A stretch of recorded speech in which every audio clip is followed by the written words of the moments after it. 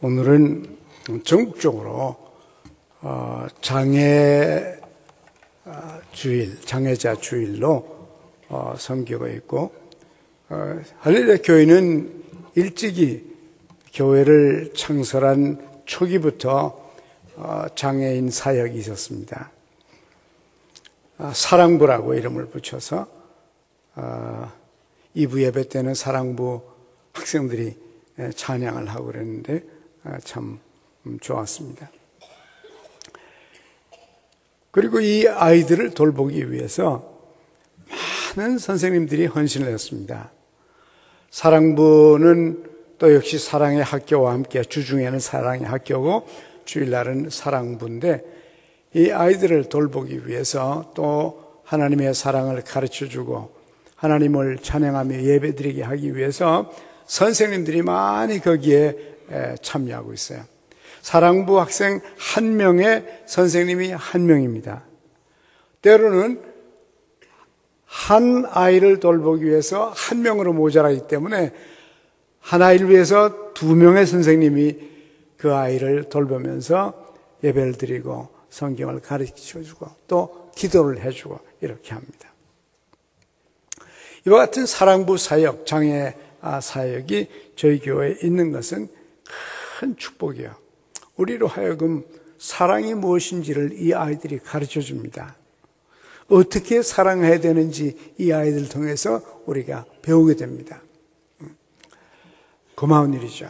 앞으로도 저희 교회는 이 사랑부와 사랑의 학교의 사역이 계속될 것이고, 또 여러분 가운데서도 선생님들이 돌아가면서 이렇게 섬기니까 여러분 가운데서도 이 장애 아들을 위해서 헌신하고 싶은 분들 계시면은 1년이든지 아니면 반년이든지 1년이든지 섬겨서 그 아이들이 우리에게 사랑을 가르쳐 줍니다. 신앙생활을 가르쳐 줍니다.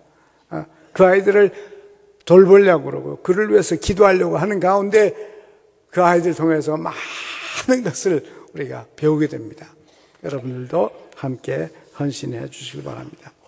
장애, 그러면은 우리가 이런 증증 정신 박약아들을 생각하는지 모르지만은요, 사실상 장애는 몸의 장애만이 아니고 육체적인 장애가 많고, 그 다음에 정신장애가 있고 정서적인 장애가 있죠. 그 다음에 성격 장애가 있지 않습니까? 독특한 성격 때문에 많은 어려움을 입고 어려움을 주고 가정생활도 힘들어하고, 독특한 성격 장애들 때문에 또 습관적인 장애의 행동들이 있습니다. 어떤 아이들은 학습에 장애가 있어서 열심히 공부하고 싶은데 잘 되질 않아요. 집중을 할 수가 없습니다. 공부해도 결과가 나오질 않습니다. 장애는 온갖 종류가 있어요. 여러분 가운데 나는 장애인이 아니라고 생각할지 모르지만요, 인생을 살아가다 보면 이상한 일들이 많이 나타납니다. 스트로크에 걸리기도 하고, 또 때로는 교통사고, 많은 경우에 수많은 사람들이 교통사고로 인해서 장애인이 되죠. 그러나 아무 일 없이 일생을 살아도 언젠가 70이 넘으면 장애가 오기 시작합니다. 보이는 눈이 안 보여요. 귀가 들리질 않습니다.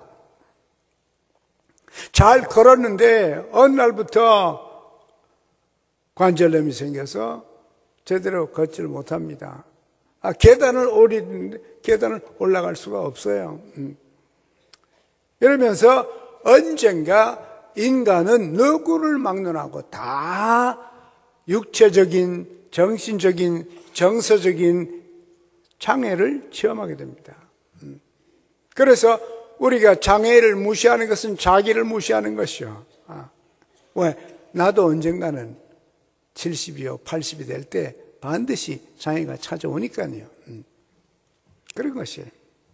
그래서 우리의 주위에 있는 장애인들을, 그것이 육체적인 장애나 정신적인 장애나 정서적인 장애나 간에 우리가 서로 기댈 어깨를 주고 그들의 눈물을 닦아주고 그들의 손을 잡아주고 더욱이나 그 장애를 경험하고 있는 그분들과 그 가족들을 위해서 기도하고 격려하는 공동체가 할렐루야 교회가 계속되기를 원합니다.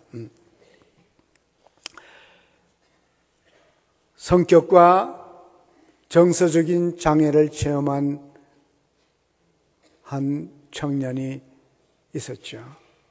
조승희.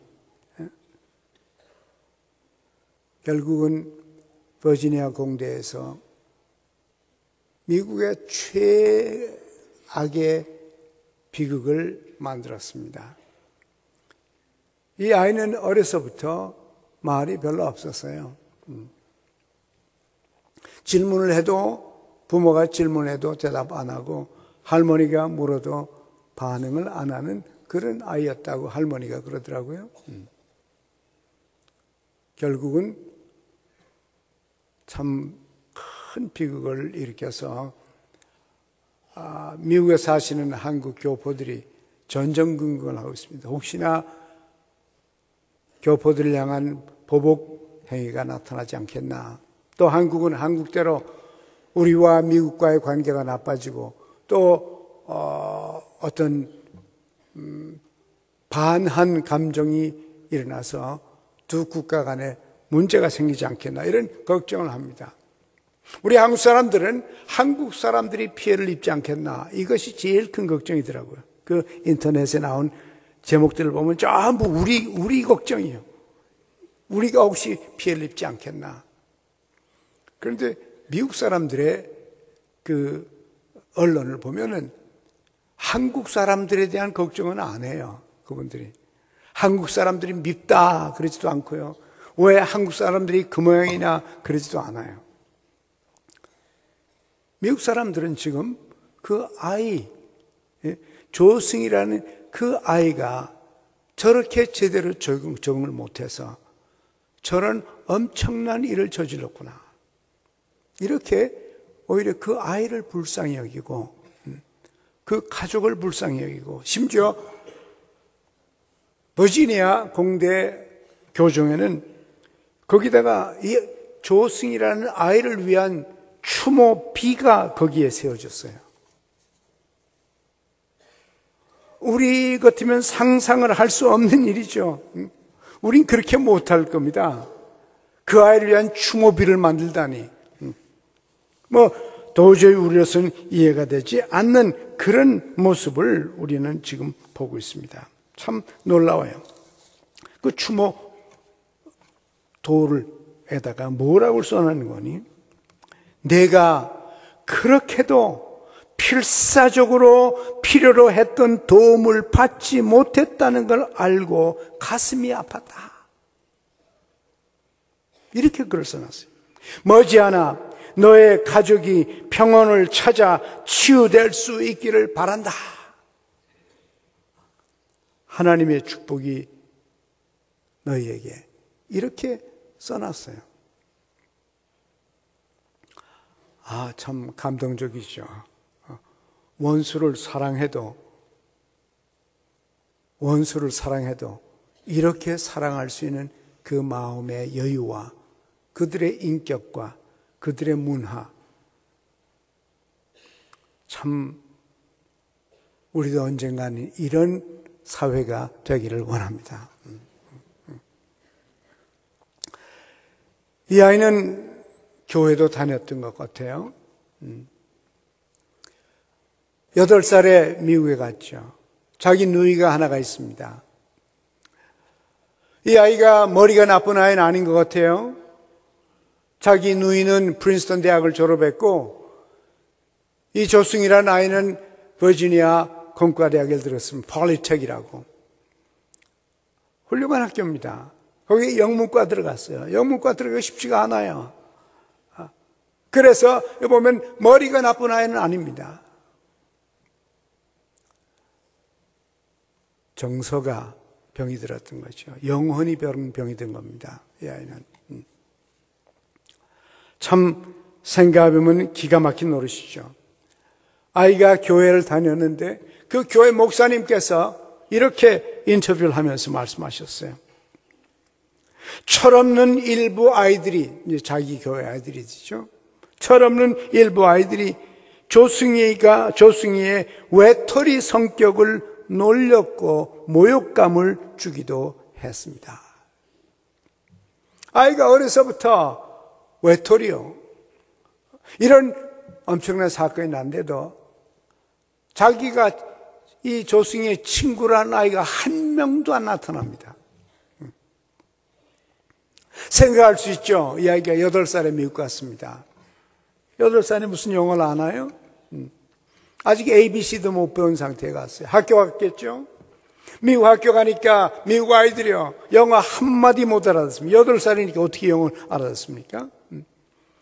가니까 아이들이 놀랬겠죠. 놀리기도 했겠죠. 영어 한마디 못한다고. 선생님이 가르치는데 무슨 말인지 몰라요. 아마 수학은 잘했었는지 몰라요. 한국 아이들 수학 잘하죠. 영어 필요 없으니까. 그래서 거기에 적응하려고 애를 썼을 겁니다. 이 아이가요. 제가 미국 사회를 잘 압니다. 오랫동안 거기 살았어요. 교포들과 오래 같이 사역을 했습니다. 어머니 아버지가 일찍 일어납니다. 자식을 위해 미국 갔는데 자식을 위한 시간이 없습니다. 아이들 일어나기 전에 엄마 아빠는 그냥 일하러 나갑니다. 새벽에 나갑니다. 그리고 밤늦게 들어오십니다. 이민 생활에 적응해 보려고 그 아이는 그냥 팽개쳐졌을 거예요. 저희 누이하고 둘이는 그냥 8살짜리, 9살인지 10살짜리 이 둘이가 그냥 집안에 팽개쳤을 겁니다. 그래서 저희가 알아서 아침을 해먹고 그리고는 학교 갔다가 집에 돌아와 봤자 아무도 없습니다.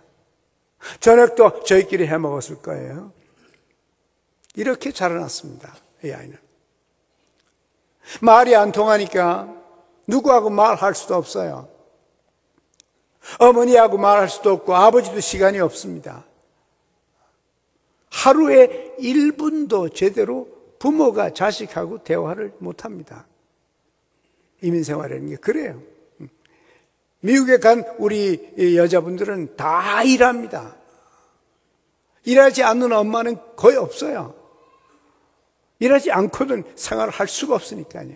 그러니까 엄마와 아빠가 다 일하러 나가고 이 아이들은 그저 그냥 어머니가 먹여주는 밥, 옷, 학교, 그리고 저희들끼리 자라난 아이일 것입니다. 충분히 짐작이 가죠. 미국 학교에 가니 학교에서 아이들과 사귀지 못하고 교회 가도 놀렸습니다. 여기 보니까 목사님이 보니까 철없는 아이들이 놀렸다 그래요. 놀리고 모욕감을 주고 그랬다고 합니다. 이 아이 속에는 분노가 끌어올랐습니다. 모든 게 싫었습니다. 머리는 좋아요. 공부는 열심히 한 것 같아요. 그래서 좋은 대학에 영문과에 들어갔습니다. 공부하면서 강의 시간에 에세이를 써요. 수필을 써서 내라고 그랬는데 수필을 써서 냈습니다. 그래서 학생들마다 자기가 쓴 수필을 한 명씩 하면서 일어나서 읽는데 이 조승희가 읽은 수필의 내용을 들어보니까 너무너무 충격적이에요. 교수가 들어보니까 막 몸서리가 치고 오싹해지면서 그 아이 속에 이상한 그 분노와 그 도끼가 있는 것을 발견했습니다. 그 친구들도 그 반 아이들도 다 모조리 제가 어떻게 저런 걸 써가지고 읽는가 다 놀랐습니다. 그러나 그저 놀랬지. 누구 하나 와서 너 요새 잘 있냐?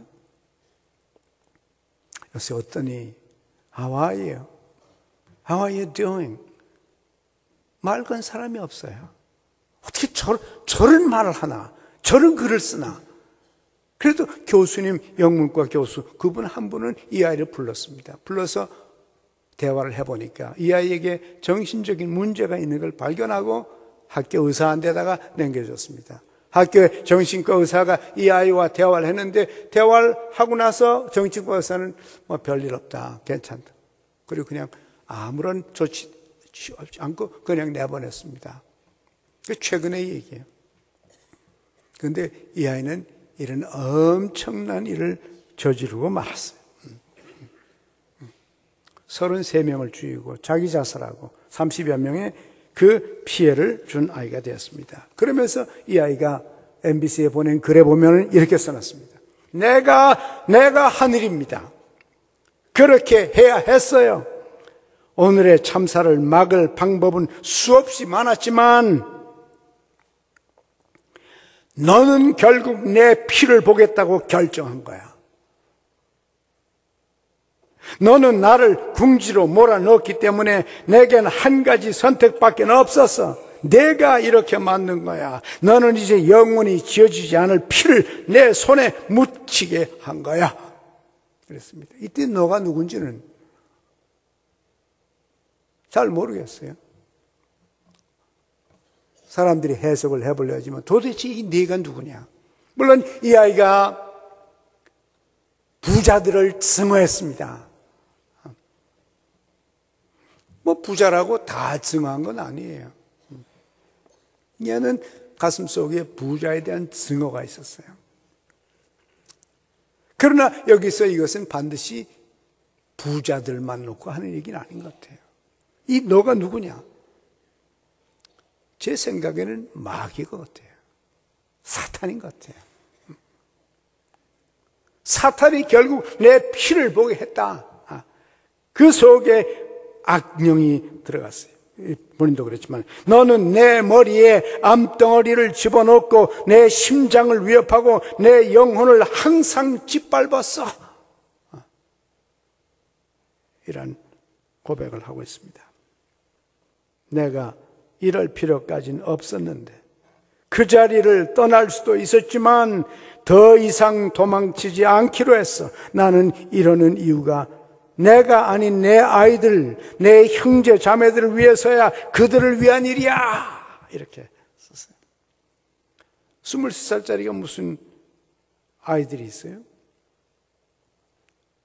이거는 사탄, 마귀의 짓이요. 살인은 마귀의 짓입니다.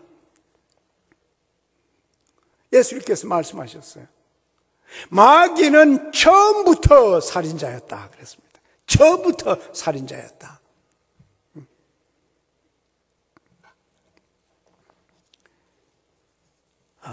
참, 이 아이가 처음 낳았을 때 엄마와 아빠와 할머니, 할아버지와 삼촌들과 누나가 얼마나 좋아했겠습니까? 첫 아이가 우리 한국 사람 전통에 아들이길 바랐는데 딸이 태어났습니다. 아마 좀 실망했겠죠, 부모가. 그런데 두 번째 아들이 태어났습니다. 얼마나 기쁘겠습니까? 아들 태어났다. 아들 태어났어. 앞으로 이 아이를 통해서 우리 가문이 일어설 것이요 대대선선이 우리의 혈통을 이어줄 아들이 생겼다. 얼마나 기뻐하고 축하하고 좋아했겠습니까? 그러나 그 아들이 살인자로 끝날 줄 어떻게 알았겠어요? 아담과 하와, 인류의 조상 아담과 하와도 첫 아들을 낳았습니다. 가인을 낳았어요. 낳았을 때 너무 좋아서 뭐라고 말했나? 여기 보니까요. 내가 여호와로 말미암아 덕남하였다 하니라. 여호와로 말미암아. 여기 이제 우리 한국 성경에는 여호와로 말미암아라고 이렇게 표현을 했습니다만은 히브리 원어 성경에는 말미암아 이런 말이 없어요. 그죠? 그대로 번역하면 내가 아들 구세주를 얻었다 했습니다. 그런 말이에요. 주를 얻었다. 하나님께서 말씀하셨거든요. 앞으로 너에게서 후손이 날 텐데 후손이 나면 그가 마귀의 머리를, 뱀의 머리를 찍어서 인류를 구원할 것이요 그 뱀은 네 발꿈치를 상하리라. 그래서 자기를 통해서 앞으로 후손 가운데 자기를 통해서 메시아가 날 것을 이미 약속받았습니다. 그래서 아이를 낳으니까 야, 이 아들이 바로 메시아구나. 이 아들이 우리의 감을 일으키고 이 아들이 역사를 일으키고 이 아들이 하나님을 섬길 것이다. 이렇게 믿고 내가 여호와, 내가 주, 내가 메시아 아들을 얻었다 이랬습니다.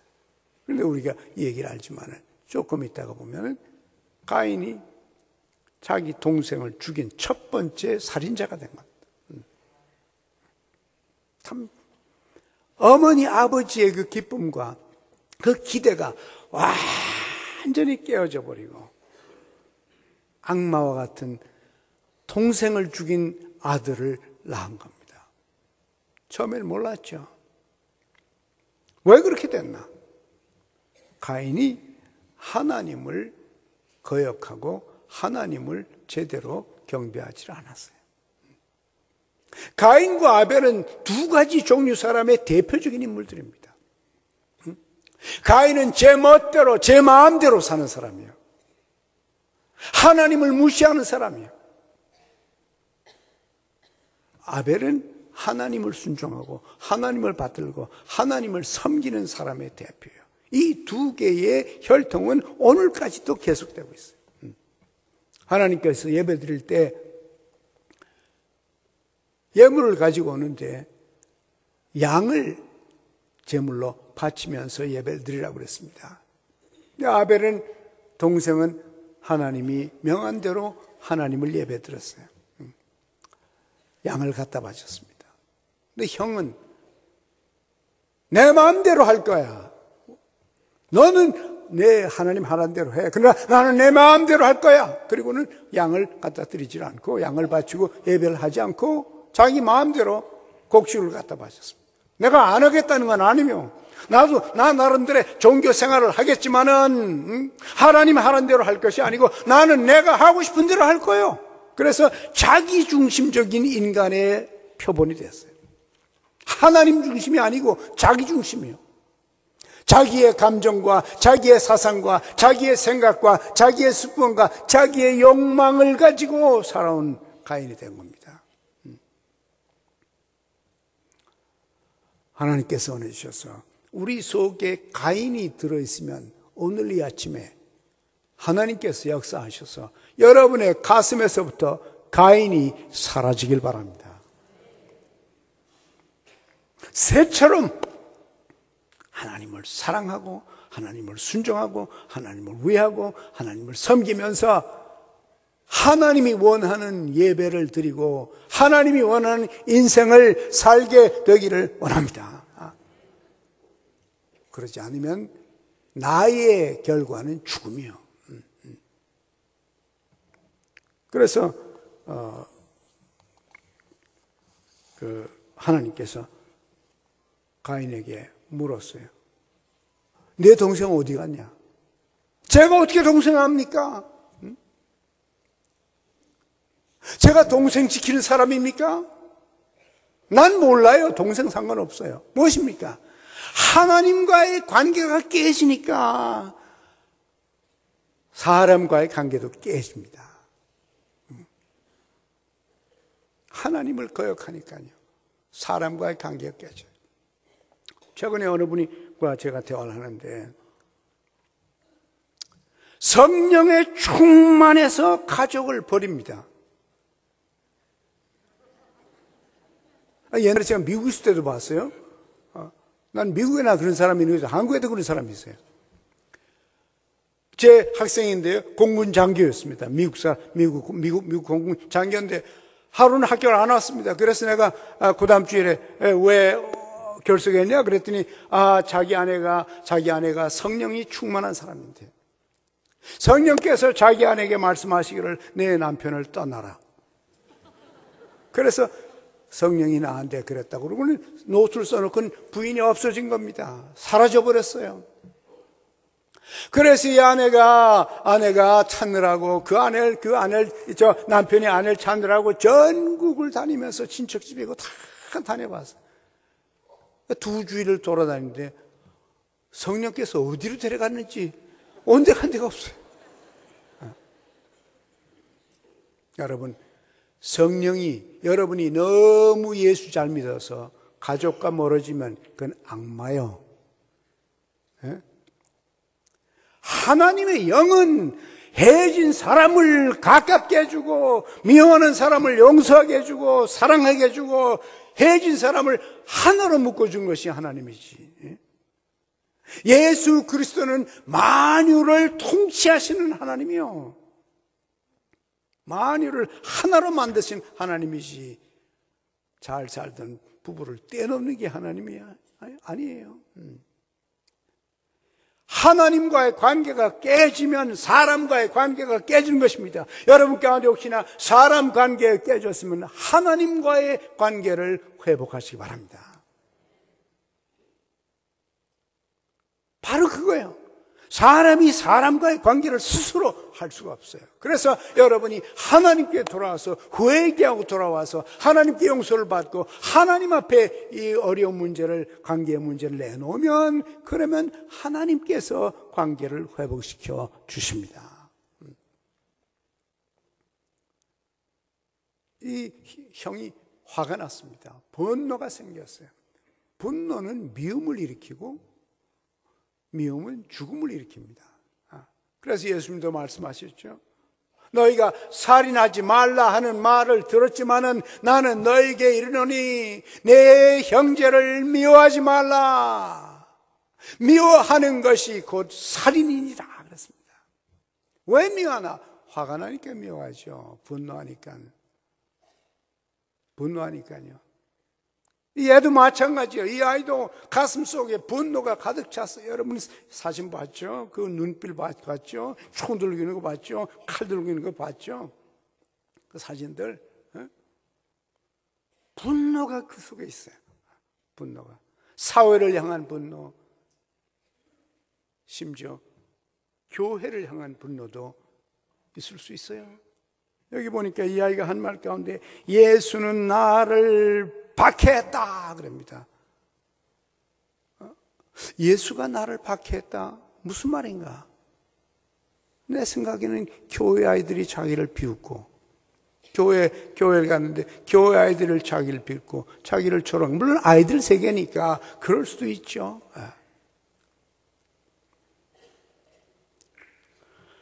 여러분, 하나님께서 여러분과 저에게 은총을 주셔서 가슴 속에 하나님을 향한 사랑이 있길 바랍니다. 그리고 서로를 향한 사랑이 있길 바랍니다. 그래서 가족 안에 새로운 사랑이 성령께서 새롭게 여러분의 가슴에 하나님의 사랑과 가족을 향한 사랑이 새롭게 나타나기를 원합니다. 그 자기 누이도 이해를 못했어요. 누이가 사과문을 썼습니다. 그래서 미국의 MBC나 이런 데다가 보내가지고 사과문을 발표했습니다. 학교에다가 사과문을 보냈어요. 그러면서 그 사과문 속에 이런 말 썼습니다. 동생은 제가 함께 자라고 사랑했던 사람입니다. 그러나 지금은 이 사람을 제가 알지 못했다는 생각이 듭니다. 무엇입니까? 누이가 하나 있는데 누이도 자기 동생을 몰랐다는 겁니다. 우리는 항상 가깝고 평화롭고 사랑했던 가족이었습니다. 저희 동생은 과묵했지만은 말이 없었다는 거죠. 조화를 이루려고 조화가 잘 안 됐다는 거죠. 조화를 이루려고 노력을 했습니다. 우리는 한 번도 동생이 이런 엄청난 폭력을 저지를 수 있을 것이라고 상상을 할 수도 없었습니다. 그렇습니다. 무엇입니까? 어머니 아버지도 아들을 몰랐고 가장 가까울 수 있는 누이도 동생을 몰랐던 것입니다. 왜? 서로 대화를 안 했으니까요. 그 속에 분노가 있으면 분노를 내놓고 얘기를 해야죠. 얘기를 해야죠.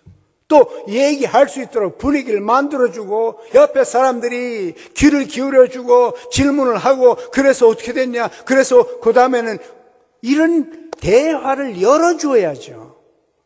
뭐라고 말 한마디 하면 다 끊어버리고 넌 내 방에 가 있어. 뭐 그따구 소리 하고 있냐? 듣기 싫어. 넌 왜 그렇게 말 안 하냐? 혼자만 꿍꿍대고. 말 좀 해, 말 좀 해. 말하겠습니까?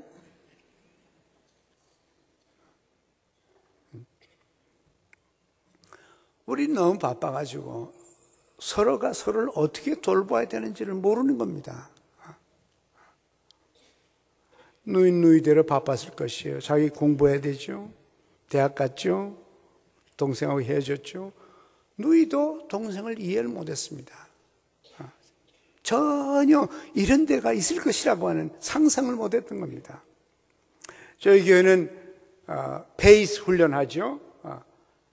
목회적 돌봄 훈련을 지금도 오늘도 하고 있죠. 매 학기마다 합니다. 여러분 가운데 페이스 훈련, PACE 목회적 돌봄 훈련을 안 받으신 분들은 꼭 한번 그 강의에 들어가십시오. 들어가서 우리가 12주인가 그렇게 훈련하는데 꼭 들어갔어요. 그 과목을 한번 지나고 나면은 여러분이 사람을 어떻게 돌봐야 되는지, 가족들과 어떻게 대화를 해야 되는지 알게 될 거예요. 우리가 배워야 됩니다. 배워서 분노한 사람들, 낙심한 사람들, 실망한 사람들, 이런 사람들이 편안하게 우리에게 말할 수 있도록 우리의 모습이 변해야 됩니다. 그래야 사람들이 말하지. 말을 못하게 하는데, 듣지도 않은데, 물어보지도 않는데, 관심도 없는데 무슨 말을 할 겁니까?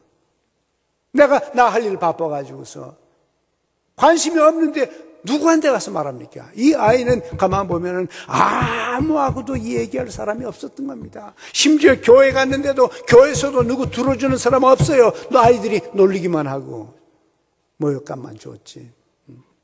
여러분 주위에는 여러분의 귀가 필요한 사람들이 많이 있습니다. 여러분의 따뜻한 손이 필요한 사람들이 많이 있습니다. 그 가슴의 분노, 가슴의 실망, 가슴의 안타까운 것들, 슬픔들, 외로움들이 있으나 들어줄 사람이 없습니다. 들어줄 사람이. 여러분과 제가 교회 공동체 안에서 우리 이웃에 있어서 여러분이 듣는 귀를 가진 사랑의 사람들이 되기를 원합니다. 이 아이가 자기 하고 싶은 얘기들을 충분히 할 수 있었다면, 누군가 자기를 사랑한다는 말을 한마디라도 했더라면 이런 일이 없었겠죠. 없었을는지 몰라요. 그런데 이 아이에게는 돌볼 사람이 아무도 없었어요. 시편 145편에도 보니까 내가 오른쪽을 봐도 아무도 없고 왼쪽을 봐도 아무도 없고 나의 외로움을 아는 자가 아무도 없도다, 이런 말이 있어요. 여러분이 오른쪽에, 왼쪽에, 앞쪽에, 뒤쪽에 아무리 쳐다봐도 내가 누구한테 가서 말할 사람이 없다. 내 말을 들어줄 사람이 없다. 내 아픔을 이해하는 사람이 없다. 성경에 보면 그런 종류의 사람들이 있었어요. 여러분, 예수 그리스도를 믿는 여러분과 제가 여러분을 향하여 돌아서면 여러분으로부터 따뜻한 사랑을 느낄 수 있게 되기를 원합니다. 아픈 자들의 눈물을 씻어주고 병든 자들을 위해서 기도해주고 그들의 슬픔과 그들의 외로움을 달래주고 그들의 분노를 들어주고 성령께서 치유해 주도록 기도하는 이런 여러분의 삶과 사역들이 되기를 간절히 소원합니다. 우리는 선을 행하며 살아야 할 것입니다. 하나님이 원하는 삶을 살아야 할 것이에요. 여기도 보면 내가 선을 행했다면 어째서 내가 낯을 들지 못하냐? 선을 행하지 않았으면 죄가 내 문 앞에 엎드려 있고 죄의 손이 너를 향해 있고 너는 죄를 다스려야 하느니라 하고 죄를 다스리라고 경고를 했지만은 죄를 다스리지 못했습니다. 죄를 다스리지 못하고 결국은 이런 엄청난 일을 저지르는 아이가 되었던 것입니다. 여러분, 우리의 가슴에 슬픔도 있을 때가 있고요, 아픔도 있고 상처도 있고 외로움도 있을 수 있습니다. 그럴 때마다 혼자 끌어안고 방황하지 마십시오. 여기도 하나님께서 가인에게 말한 것을 내가 그렇게 되면 내가 하는 일이 잘 되질 않아. 밭을 갈아도 땅이 다시는 그 효력을 내지 못할 것이요 너는 땅에서 피하면서 도망다니며 유리방황하는 방황자가 될 것이다. 죄가 있으면 하나님과 갈라지고 죄가 있으면 사람과 하나가 되질 못하고 내 속에 죄가 있으면 결국 나는 방황자가 될 수밖에 없다. 떠돌아다니는 방황자. 한 곳에 살면서도 내 마음은 방향을 잡지 못하고 갈 길을 모르고 어떻게 살아야 할지, 어떻게 말해야 될지, 어떻게 해결해야 할지 알지 못하는 방황자가 된다고 말이에요. 여러분, 인생의 방향이 분명하지 않았으면 오늘 이 시간 여러분 모두 하나님께로 분명히 방향을 잡으시기 바랍니다. 그리고 슬픔과 아픔과 번뇌가 있으면 혼자 끌어안고 있지 말고 예수님께 가져와서 주여 내가 화가 납니다. 견딜 수 없습니다. 참을 수 없습니다. 하나님께 여러분의 마음의 문제들을 하나님 앞에 내려놓으시길 바랍니다.